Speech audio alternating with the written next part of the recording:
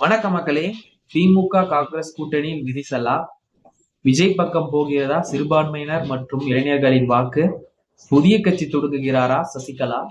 மற்றும் அண்ணாமலை மற்றும் டிஆர்பியின் கோர்ட் விவாதங்கள் என்ன ஆயிற்று ஆகிய பல முக்கியமான நிகழ்வுகளை இன்னைக்கு இந்த வீடியோல நம்ம பார்க்க போறோம். வாங்க ஹீரோஸ் வீடியோக்குள்ள போலாம். திமுக தரப்புல பாத்தீங்கன்னா, நாங்க இல்லைன்னா உங்களால ஒரு சீட் கூட ஜெயிக்க முடியாது. உங்களுக்கு தொகுதிக்கு 5000 ஓட்டு கூட இல்ல. அந்த 5000 ஓட்டு வெறும் கேடா சாதம் மட்டும்தான் இருக்காங்களே தவிர, யாரும் உங்களுக்கு வேலை பார்க்கிற ஒரு நிர்வாகிகளா இல்ல. உங்களுக்கான வேலைகள் எல்லாம் நாங்க தான் பார்க்கணும். கள நிர்வாகிகளா திமுக காரங்க தான் செய்யணும் அப்படின்னு சொல்லிட்டு திமுக தரப்பும், அந்த 5000 ஓட்டை வச்சுதானங்க பல எம்எல்ஏ திமுகவில் ஜெயிச்சிருக்காங்க. எடுத்துக்காட்டுக்கு நம்மளோட அமைச்சர் துரைமுருகன் அவர்களே 900 சொச்சம் வாக்குல தானே ஜெயிச்சிருக்காரு.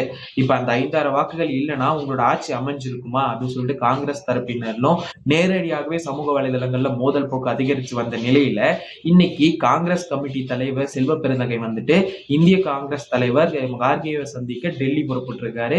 இன்னைக்கு இல்ல நாளைக்கு காங்கிரஸோட கூட்டணி நிலைப்பாடு வெளிவரும் அப்படின்னு சொல்லிட்டு எல்லாராலும் எதிர்பார்க்கப்பட்டு வருது. அதன் பின் பாத்தீங்கன்னா, விஜய் அவர்கள் பக்கம் சிறுபான்மையினர் வாக்கும் இளைஞர்களோட வாக்கும் மோஸ்ட்லி போயிடுச்சு.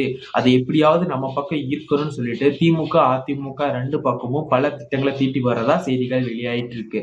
மேலும் பாத்தீங்கன்னா, அண்ணாமலை மற்றும் டிஆர்பி ராஜா அவர்களோட கோர்ட் விவாதங்கள் நேற்று அரங்கேறி இருக்கு. அந்த விவாதங்கள்ல பாத்தீங்கன்னா, அண்ணாமலை அவர்கள் பாத்தீங்கன்னா கடந்த வருடம் டிஎம்கே ஃபைல்ஸ் அப்படின்ற ஒரு ஃபைல்ஸை வெளியிட்டிருந்தாரு. அதுல ஒட்டுமொத்த திமுக அமைச்சர்களோட ஊழல் பட்டியல், அதாவது சொத்து விவரங்கள்னு சொல்லிட்டு எல்லாத்தையும் வெளியிட்டு இருந்தாரு.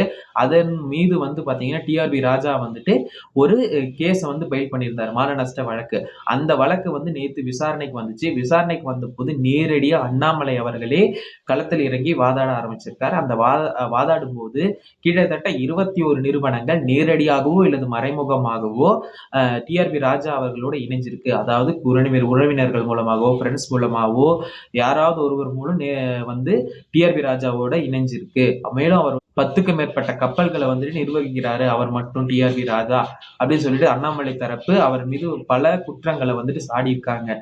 மேலும் இதுக்கு எல்லாத்துக்கும் ஒரே பதிலா எனக்கு இது தெரியாது சொல்லிட்டு போயிருக்காரு டிஆர்பி ராஜா. மேலும் டிஆர்பி ராஜாவுக்கு பல முக்கியமான வேலைகள் இருப்பதால அந்த வழக்கு இப்ப தள்ளி வைக்கப்பட்டிருக்கு.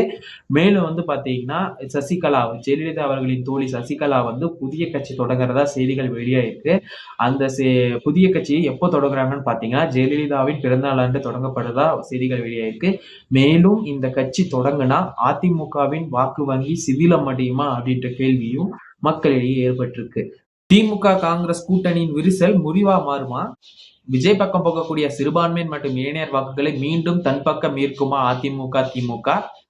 சசிகலாவோட புதிய கட்சி அதிமுகவின் வாக்குகளை சரிவடைய செய்யுமா? அண்ணாமலை மற்றும் டிஆர்பியின் வாதங்கள் பற்றி உங்கள் கருத்துக்களை கமெண்ட் பாக்ஸ்ல செலுத்துங்க. மேலும் ஹீரோ தமிழ் சேனலை மறக்காம சப்ஸ்கிரைப் பண்ணிக்கோங்க. மேலும் என்னோட வீடியோல ஏதாவது குறை இருந்துச்சுன்னா அதை கமெண்ட் பாக்ஸ்ல சொல்லுங்க, திருத்திக்கிறேன். பாய் ஹீரோஸ்.